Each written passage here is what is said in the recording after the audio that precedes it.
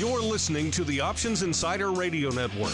For more quality options programs, visit www.theoptionsinsider.com or search for Options Insider Radio Network in your podcast provider of choice. Listeners can also access all of our programming through our mobile app, available in iTunes and on Google Play.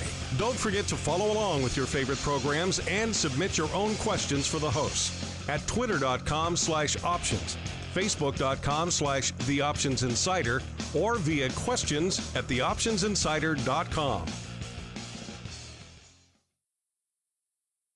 Gold, crude oil, corn, soybeans, and more.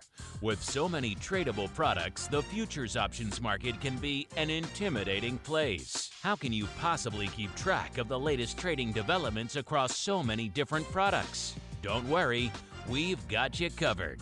Welcome to This Week in Futures Options, the program designed to help active futures options traders stay on top of this ever-changing marketplace. Each week, we'll break down the top trades, hot products, volatility explosions, and much more.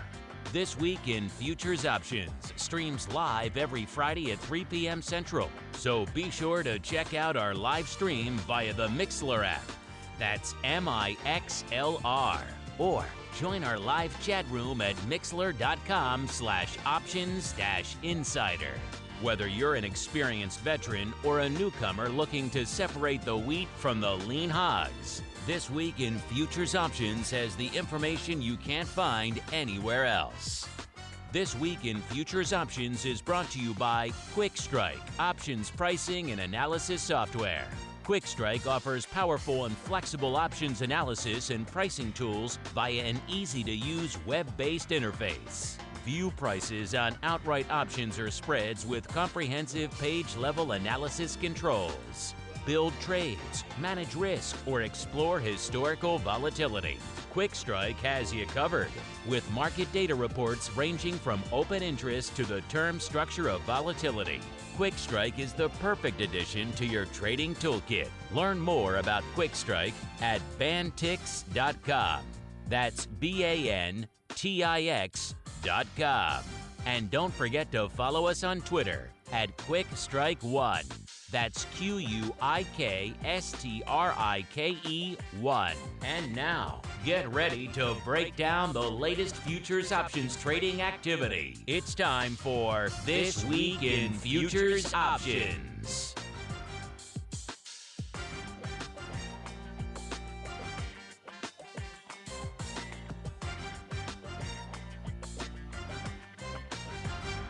All right, everybody. That funkiest of tunes here on the old network means it's time for one of the funkier shows on the network. Yes, it's time for TWIFO, This Week in Futures Options. As the name implies, this is indeed the program here on the old network where we break down all of this week's action in the world of all things futures options. So corn, gold, maybe some lean hogs, some milk, dairy products, you never know. Silver, palladium, soybeans, you name it, it might pop up on our radar this week.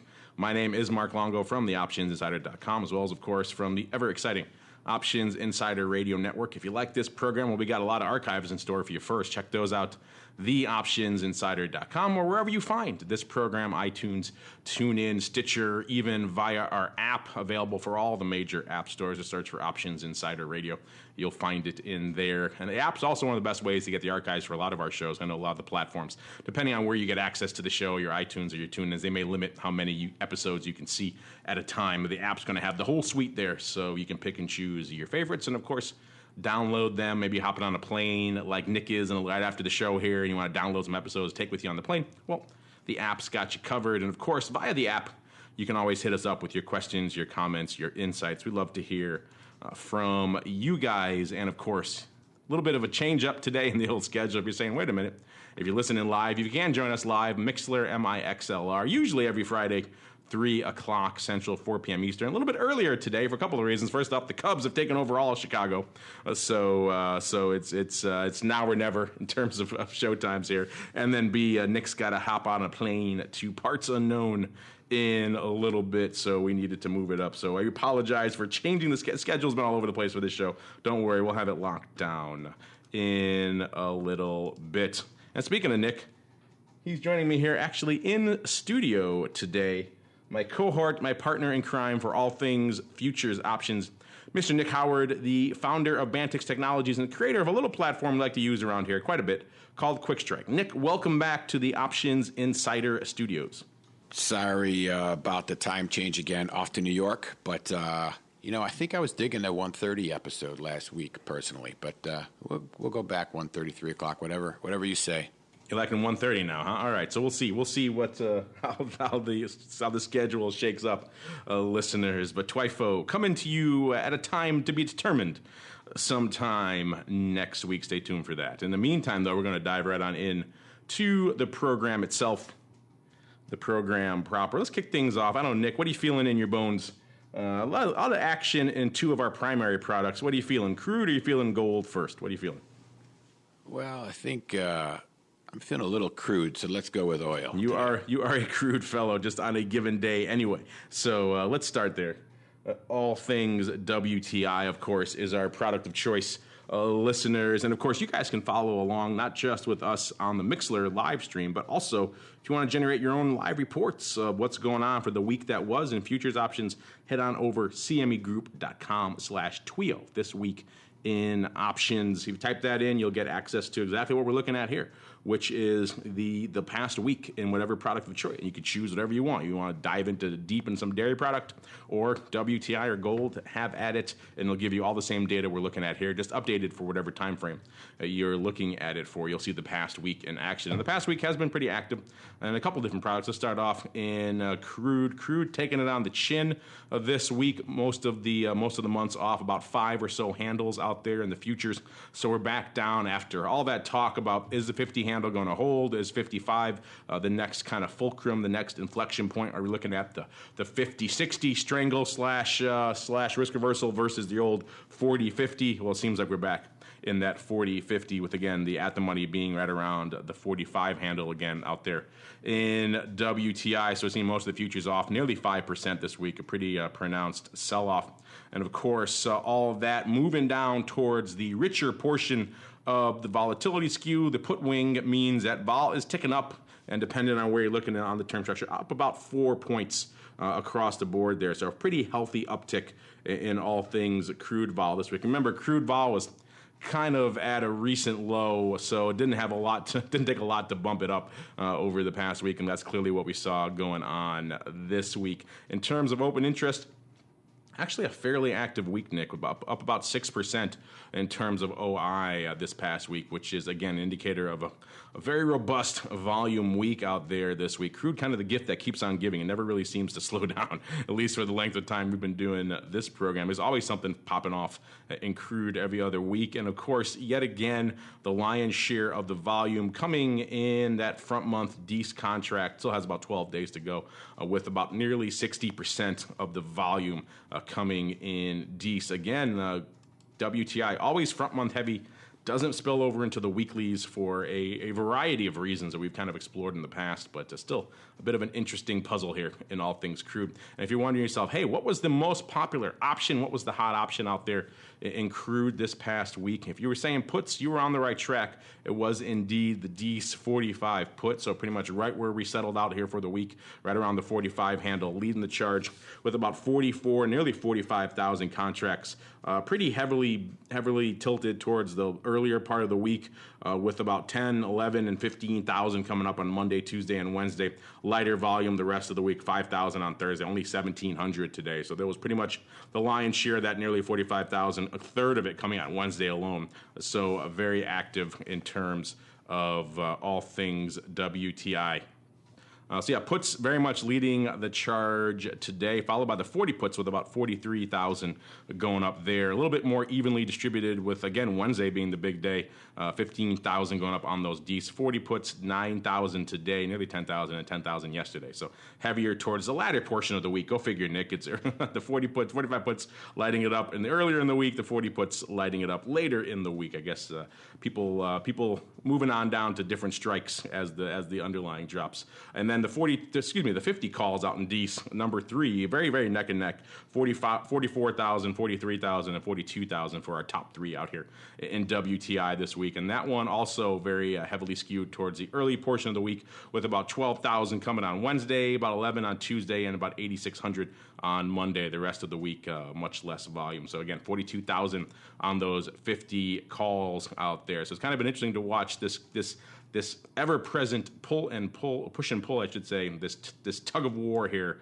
Was between the 50 and the 55, getting up on the 60 strike last week, now getting back to this 40 to 50 range. I don't know, Nick, this seems like maybe this is where we are perpetually fated to stay in WTI for some time, this 40 to 50 range. I know we talked about this on LSFO recently, too. If you looked at the open interest for WTI, it was still heavily favored to the puts going out longer term. So clearly there were some structural concerns that were persisting in the marketplace going out 6 months, a year, and beyond. And at least in the near term, this recent sell-off seems to be fulfilling this. What do you think? You think we're locked in this 40 to 50 range for the foreseeable future? Well, like you said, looking at the OI, we sort of had a mid-range barrier in the 45 strike, but we traded through that. I was just trying to check to see what the volatility had done prior to going through that level. But it looks like vol's just up. One thing to keep in mind is if you looked at the vol curve now versus Friday, you'd see that the put skew is not quite as great as is in comparison to that the money. And I think a lot of that has to do with that we've moved into some lower strikes where there already was some higher volatility. So we see some of that skew coming off a little bit, and it's reflected in the skew numbers where it looks like it's a little bit positive, not a tremendous amount, but a little bit positive. So yeah, I would guess. And we've been talking, like you said, we've been talking about this for a long time. Until there's some, I think that there was just a disinterest and the fact that people were just sort of reneging on the promise to not produce, and you see it go right back into its little area. So I guess if I'm going to say anything about being surprised, I would have thought that I wouldn't think vol would be pick up as much as it did, but we are off. Like you said, it's like almost 10% in the futures. We are moving up the curve a little bit. Out on the up the slope a little bit on the volatility as well, so that might account for some of the increase. But yeah, it looks like we're in the range. 40 is the next barrier. I would be really surprised if we got down to 40 again. I think if we did that, then we'd see a big pop in vol. But if we kind of bounce around here now, if you want to just play games with numbers, 40 to 50, we could probably, and since it's around the 45, we could probably look at 43 to 47. But there's nothing really reflecting that other than just saying, why have a 10-point range when you're going to be bouncing around the 40? It looks like we're going to bounce around the 45. But as you mentioned on some of those bigger numbers from the put trade, nothing really. We said vol's up. The skew is a little bit more positive, especially in the December and the January contracts. And as you mentioned, the fact that everybody's happy, OI is good. Increasing 6% overall, 5% in the first 6 months.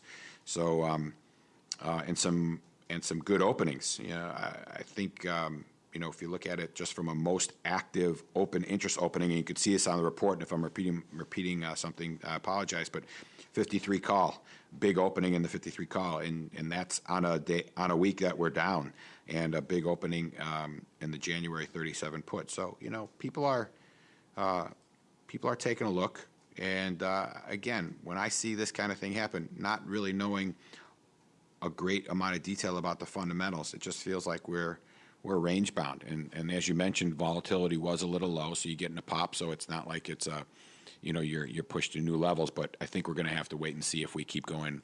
I mean, if we got down below 40, that would be something else, right? Yeah, I agree with you. That's kind of a very big, obviously, psychological level. Even the 45 handle, which is kind of where we are now, that was kind of a previous psychological level. That's probably why we're seeing vol pop as it is. We're kind of breaking through that barrier now. But if we hit breakthrough 40, I agree with you. I think the sky's the limit for vol. We'll be back depending on where you're looking. I know the highs, depending on how you look at vol, you look at implied from WTI. You can look at the various VIXs, like the VIX of WTI, which is OIV. I know the highs for both OIV and OVX were around the 85 or so level back in February. I don't think we'd hit that right away if we broke through 40, but we'd be definitely we're in the probably mid to 30s to 40 range now, and maybe mid 40s. We could definitely bet up in the 50s or 60s if we break through the 40 handle to the south side, and we keep going. Then I think we will be retracing those upper bounds there from a vol perspective, because again, for just some mechanics of it, you're breaking into the richer vol country, and also obviously the panic may set in depending on how that sell-off commences, and then you have that feeding into the already rich vol levels that are down there, and it'll be a perfect storm for all things crude oil volatility. Since we're talking big movements this week, Nick, WTI moving down, gold moving the other way, moving up. About a 30 handle pop out there in COMEX gold this week, going from about the 1275 to the 1305 handle or so, or 1310, depending on where you're looking again, out there on the old futures, but about a 30 handle move. So pretty aggressive move, about 2% out there this week. And as a result of that, you see vol up a little bit this week as well, about a point or maybe a little less than a point, depending on where you're looking out there on the term structure. Again, it's kind of a bit of a flip of the script when you're talking gold versus crude, because obviously the richer options in WTI are to the downside with the puts, and we've been saying for a while there's been a slight bias to the calls in terms of volatility premium out there in gold, and that's being reflected now in this increase as we move up the skew. Is going to see a little bit of a pop in vol, and that's exactly what we're seeing out there. The risk reversal also popping a bit as well, up about a point to a point and a half in a little bit. I don't have quick skew up here, Nick, so I'll let you dive into the nuances of the put wing versus the call wing, which, as we all know, it's where the rubber meets the road. From a skew perspective, it's kind of hard to just throw out skew as a number by itself without seeing those inner workings of the number itself. And in terms of what was lighting it up this week, not surprisingly, it was calls. It was the Dees calls that were leading the charge. The 13 halves, so fairly aggressive calls, Nick. About 20,000 of those going up this week. Pretty evenly scattered, with good chunks going up on Tuesday, about 5,500, and then today, again, with about 6,000 going up today, a total again of nearly 20,000 on the week. Followed a distant number two by the 1400, which is kind of an interesting strike. I don't know, Nick, I might have to submit this for my kind of crazy trade of the week. Maybe you have a different choice, but this is Dees, and people are loading in. And the interesting thing about this too is there's a lot of opening on this, so it's not all just kind of back and forth paper. There's a decent amount of opening on the 1400 strike. So people are seeing this rally. They're seeing that we're rallying through the 1300 strike, and they're saying we could probably break through 1400 by Dees expiration, which is a pretty fairly aggressive play. So about a total of nearly about 11,400 or so of these 1400s going up in Dees this week. Good chunks going up about 3,400 on Tuesday and Thursday. The rest kind of scattered paper throughout the week. And again, a lot of that opening on those days. So I might have to submit that. Maybe, Nick, you have a point counterpoint on that one, but it might have to be my it's not as crazy as some of the ones we talked about before, like 1,700 or something like that by next week.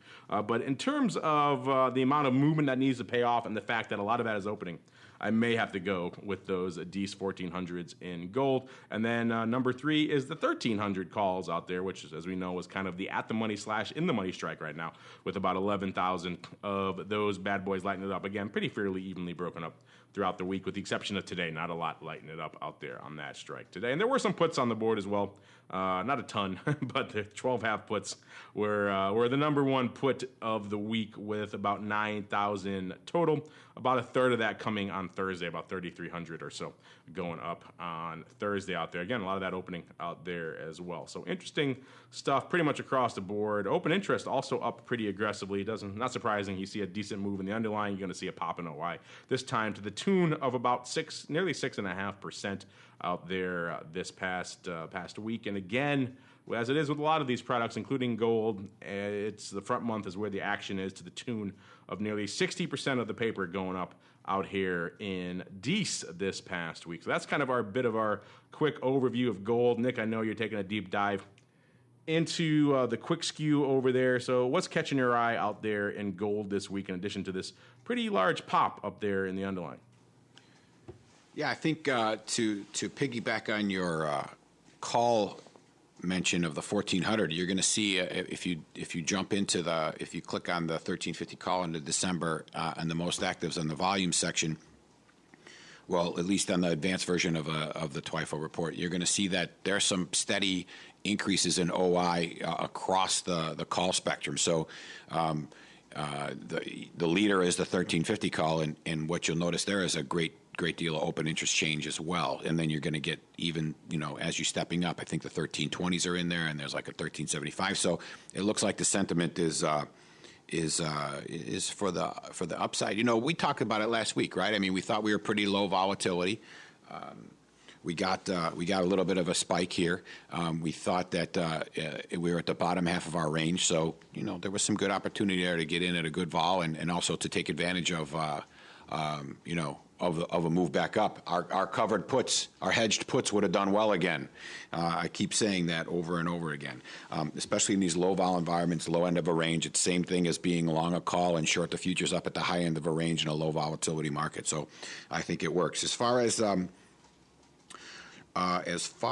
the quick skew goes, we had last week we started to get the calls diverging from the puts a little bit, but this week we see the puts coming back. They came back a little bit where the calls were coming in and the puts were going more toward the at the money, but still looking fairly positive on positive from the calls being bid over the puts, and you're seeing that in the regular 25 delta risk reversal skew numbers there. So we had something that was bid, but a little bit more bid now. And as you would expect, you're up 30 handles. We had a pretty good. I think this followed pretty much when the S&Ps took a dump earlier in the week, right? So once that sort of hit, then the gold pushed a little bit higher. And this is all in speculation of, I think, the election getting a little bit less certain now. So there was a little bit more.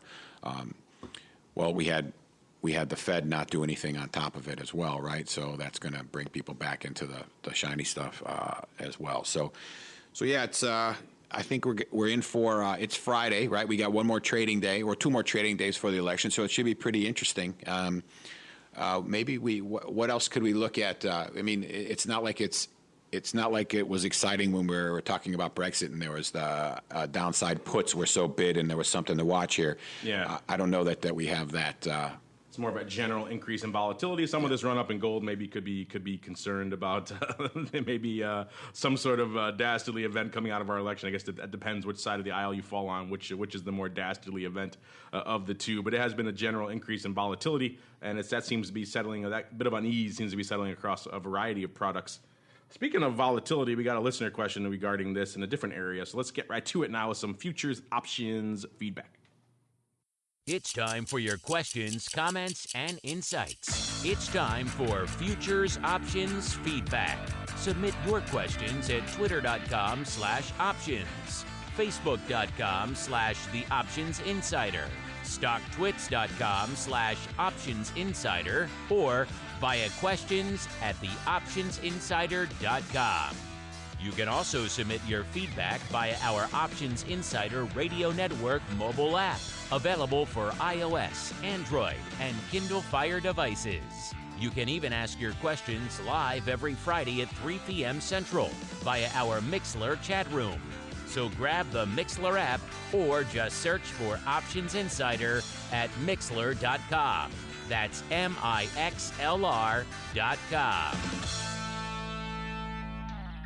All right, everybody. Welcome to the Futures Options Feedback. Like the man said, this is the portion of the show where you guys get to take the reins with your questions, your comments, your insights, your pearls of wisdom for us, as well as for your fellow TWIFO listeners. This one, Nick, comes from the creatively named Bobby. I like our listeners. It goes on. Sometimes we have an elaborate handle. Sometimes we just go straightforward. And this time we're going with Bobby, and good old Bobby.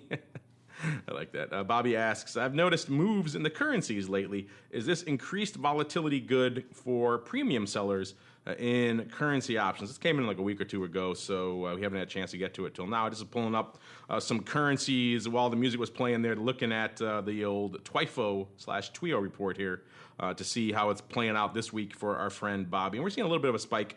I'm looking right now, Nick, at the Euro USD, obviously one of the leading currency pairs out there. And vol's up a couple of points out there in the DECE, kind of the DECE portion of the curve there. A little more in the front month, but the front month's going away today, so that doesn't really, there's no such thing as vol out there in a contract that's expiring in a few minutes. So we'll look a little bit farther out to the D's and a little bit of a vol pop out there.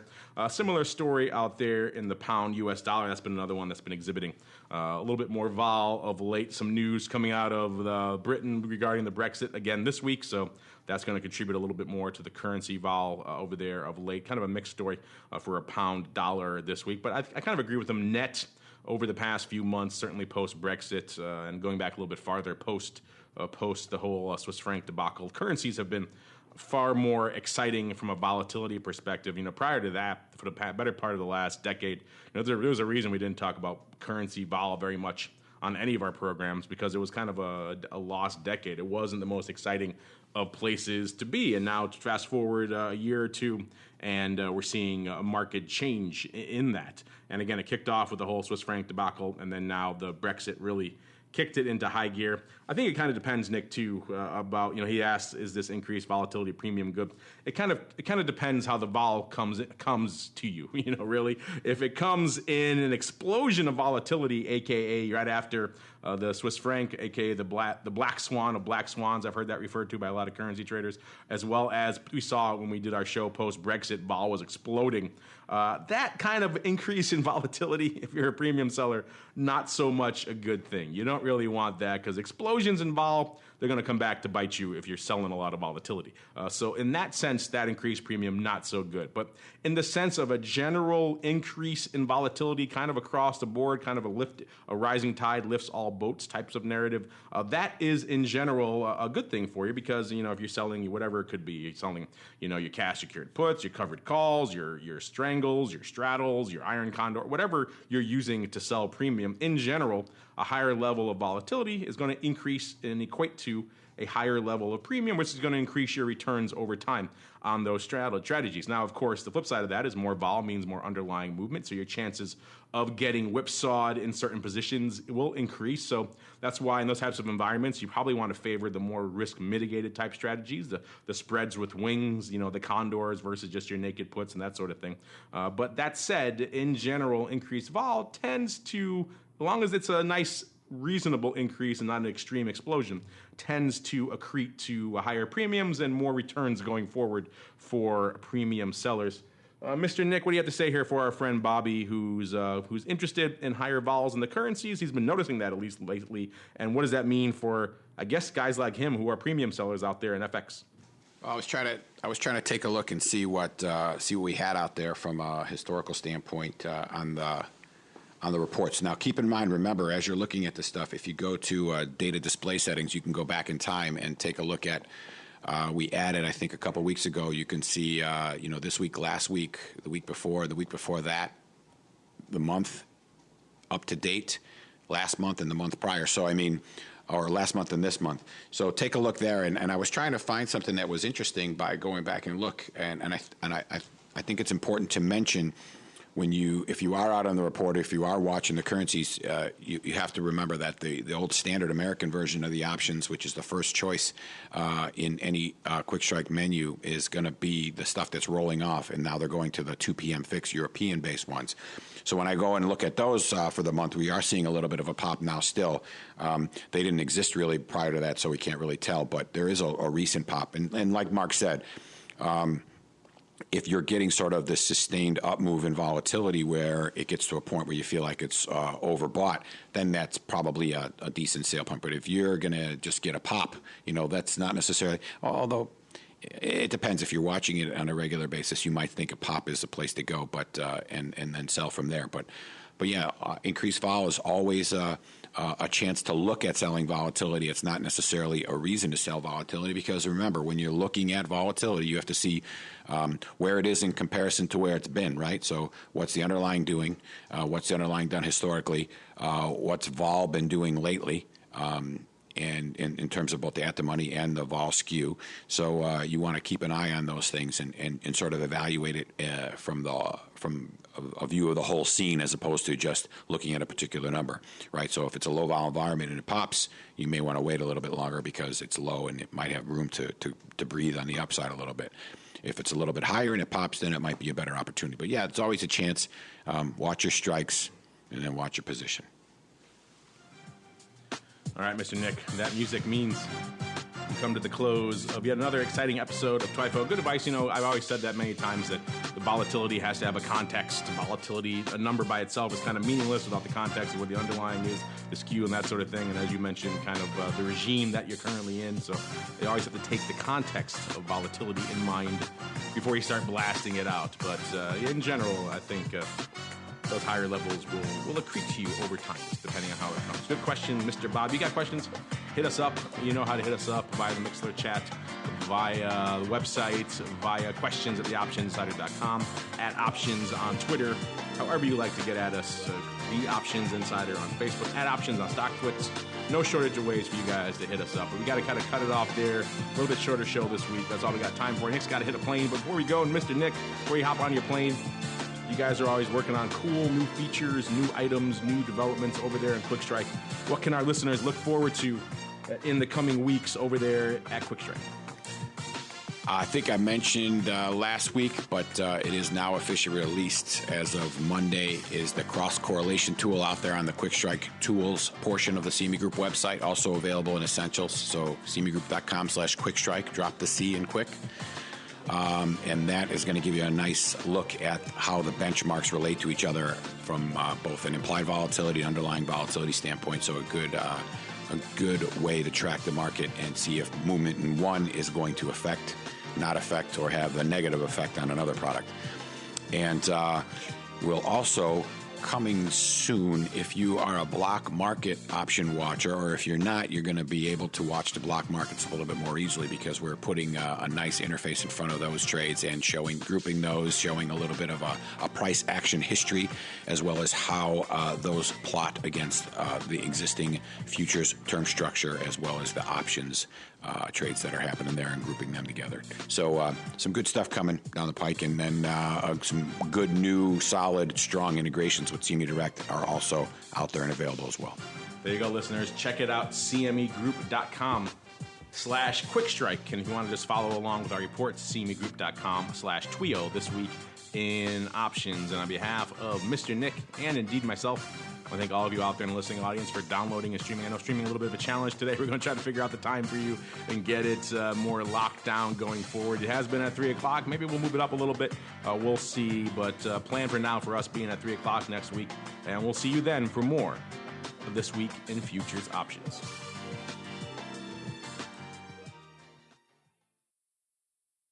This Week in Futures Options is brought to you by QuickStrike, options pricing and analysis software. QuickStrike offers powerful and flexible options analysis and pricing tools via an easy-to-use web-based interface. View prices on outright options or spreads with comprehensive page-level analysis controls. Build trades, manage risk, or explore historical volatility.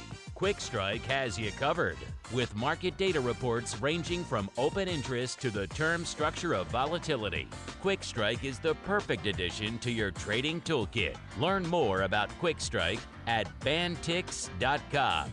That's BANTIX.com. And don't forget to follow us on Twitter at QuickStrike1. That's QUIKSTRIKE1.